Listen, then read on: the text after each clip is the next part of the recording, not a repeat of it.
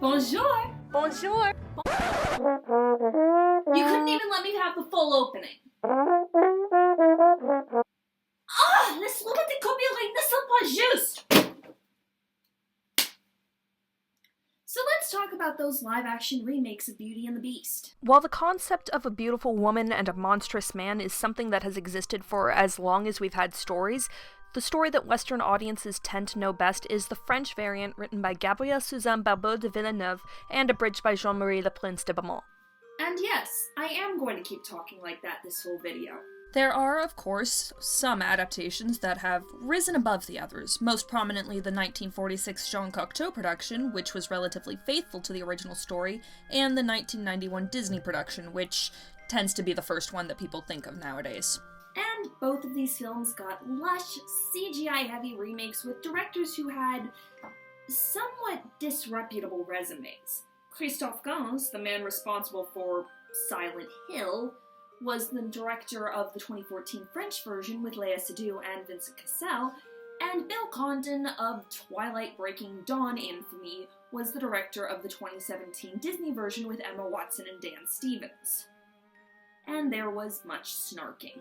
It is a truth universally acknowledged that any adaptation of Beauty and the Beast will be accompanied by cries of argle-bargle Stockholm Syndrome and further criticisms of the power imbalance between the two leads. So before we address anything else, we should talk briefly about the context of the original story. This was meant as a parable to young girls in 18th century France, who often would be marrying men much older than them, sometimes old enough to be their fathers. And the basic moral was, hey, it doesn't matter if he's not that attractive and you don't have that much in common. He's probably got a heart of gold underneath, and if you just give him a chance, it'll be like being married to a handsome prince. Marriage has come a long way since then.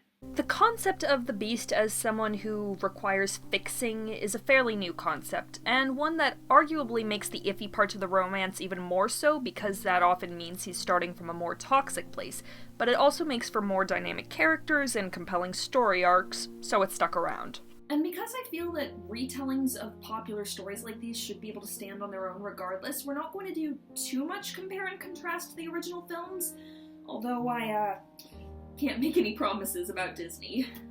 The 2014 film hits most of the major beats included in the Beaumont abridgment, but it's very much bogged down by two seemingly extraneous subplots.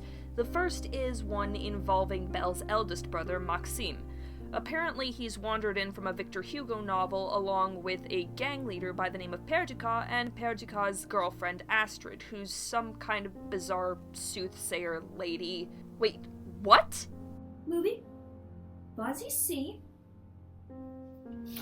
Now tell me, why would you have a villain in Beauty and the Beast not be directly connected to Beauty or the Beast?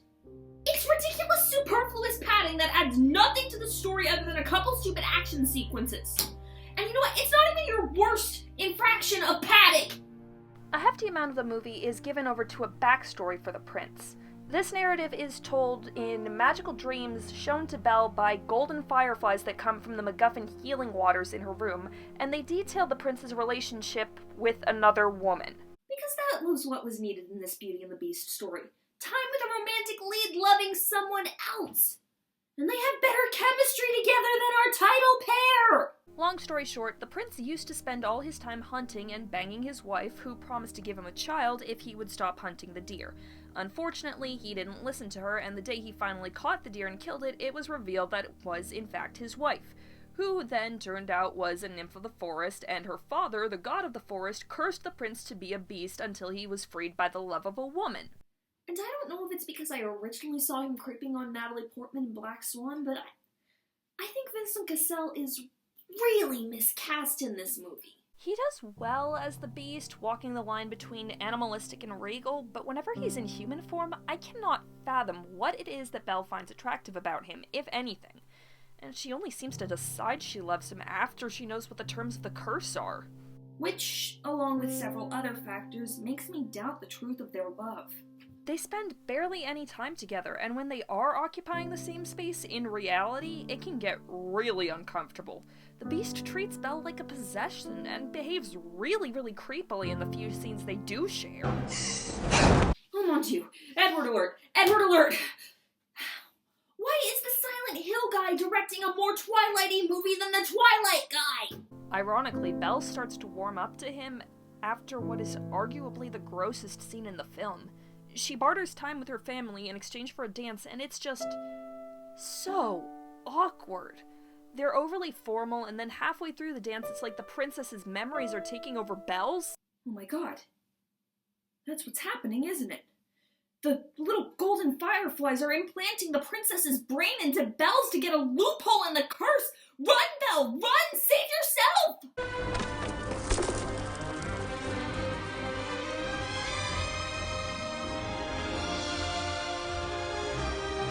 Yes, go! Go! You can... What the hell?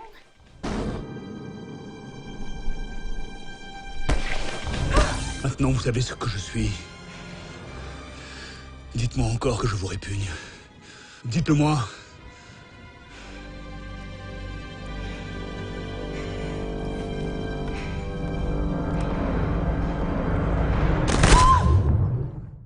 C'est que non fait que je regarde. For some reason, nearly drowning makes Belle surprisingly flirty and forgiving of the lion monster that's been perving on her for the last 3 days. But that might be because he's clearly feeling guilty and actually doing something nice. Belle, si vous ne revenez pas... Je sais, vous me tuerez tous. Non. J'en mourrai.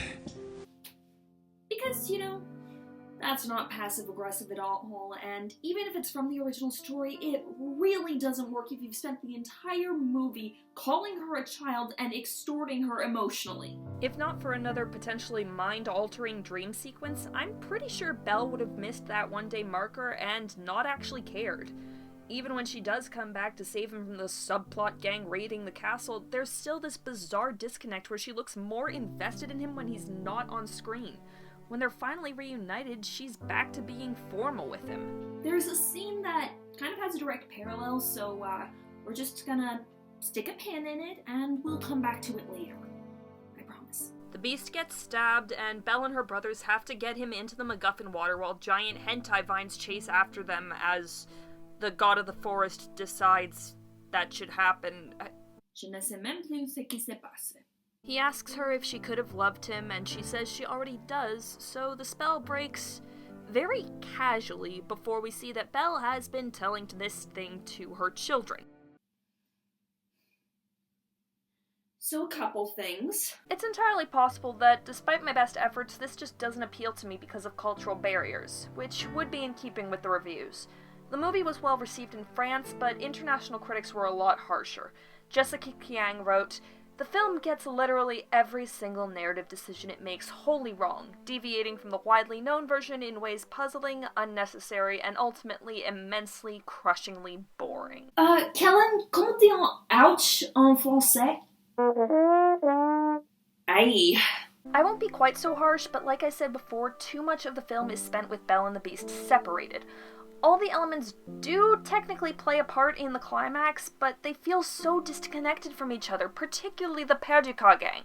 The designated villain of the movie has so little to do with the central conflict. Which actually brings us around nicely to that Disney version. And I know that the remake is somewhat divisive in part for how closely it adheres to the 1991 film, but in this respect it makes for a much more streamlined and focused narrative. Every character has stakes that are directly connected to Belle or the Beast and their relationship in some way. A relationship we actually get to, see. This was one of the changes I liked. While the relationship was good in the 1991 movie, this one included a few more scenes to add further depth to the relationship, which arguably helps the film to stand on its own 2 feet a little more. And there are 2 particularly vital pieces of dialogue I want to talk about. I'm sorry I ever called your father a thief. True, it's not, "I'm sorry I locked you up in a tower and yelled at you after I caught you snooping around my room and scared you off to the point where you almost got eaten by wolves." But it's more remorse than we ever see out of Vincent Beast, so I count it as a plus. And the next line is one from Belle. Can anybody be happy if they aren't free? I took this as an acknowledgement that even if the two of them do have feelings for each other, they can't actually have a relationship as long as there's such a huge power imbalance. And there's no time limit set on her release when he lets her go. That's it, she's free. And it leads to a heartbreaking song that I would gladly hear 1,000 times over. Karen, can we start a petition to see Dan Stevens sing and everything from now on? Alright, fine, I'll focus. The new script also gives them more common ground. They now share a love of reading, are both victims of Disney dead momitis, and their outsider status is used as a connection, expressed through some understated but well-articulated glances from Ms. Watson, and some pretty impressive mocap emoting from Mr. Stevens. And even if the effects aren't 100% realistic and you can kind of tell it's CGI, it's still a hell of a lot more expressive and emotional than whatever the hell they had Vincent in. Eesh. Besides, we're not here to talk about effects, we are here to talk about relationships. At this point, we should discuss our antagonist for the movie. As I said before, all the characters are connected to the two romantic leads, and the prime example of this is Gaston. The parallels between him and the Beast are much clearer thanks to this line. We could never make each other happy.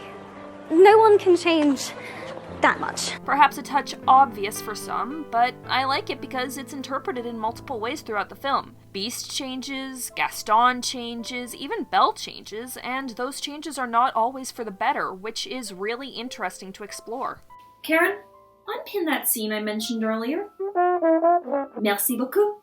Both of these movies included a scene where the Beast has a chance to kill the evil, selfish man who's come to the castle to kill him, only to be stopped by Belle.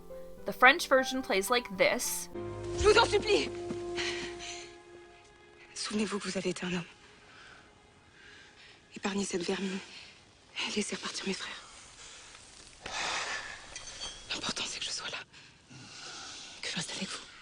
And the Disney version like this.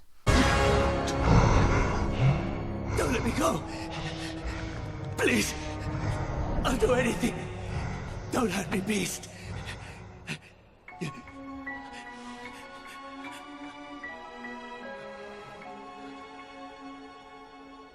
I am not a beast.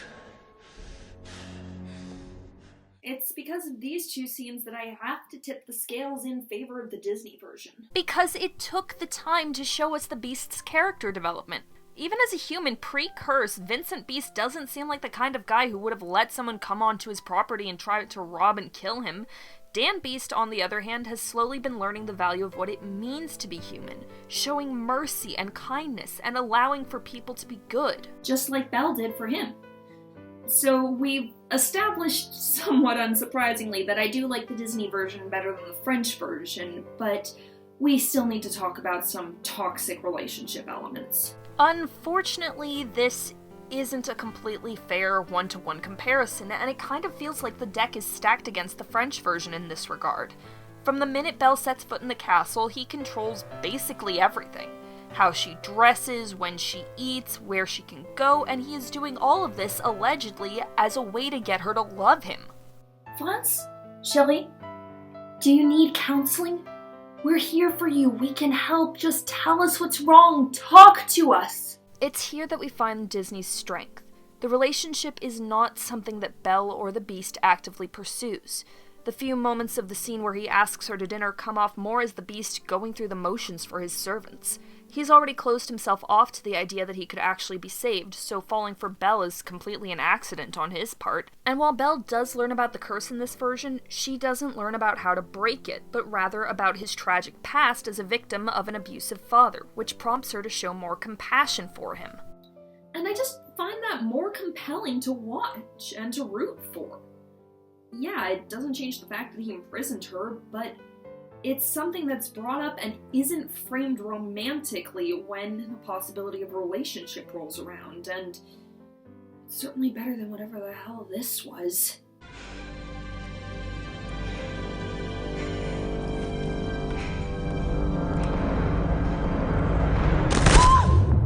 So,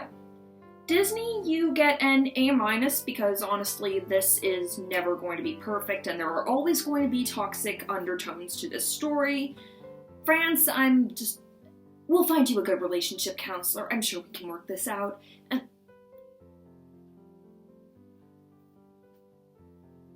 you. Karen, clear my schedule. We're going one-on-one.